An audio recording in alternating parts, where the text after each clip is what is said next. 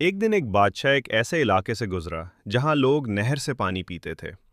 बादशाह ने सोचा कि लोगों को आसानी होनी चाहिए, इसलिए उसने हुक्म दिया कि यहाँ एक घड़ा रख दिया जाए। बादशाह तो आगे बढ़ गया, मगर उसके बाद बहुत से लोग मशवरे देने लगे। किसी ने कहा चौकीदार रखो, किसी ने कहा पानी भरने वाला चाहिए, और किसी ने कहा दफ्तर बनाना होगा। आहिस्ता आहिस्ता एक बड़ा अफसर भी बन गया और सब लोग अपने अपने काम में लग गए।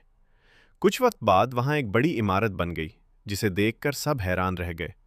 इमारत के अंदर कमरे थे, मेज़ें थीं, फाइलें थीं, और लोग बहुत मसरूफ दिखाई देते थे।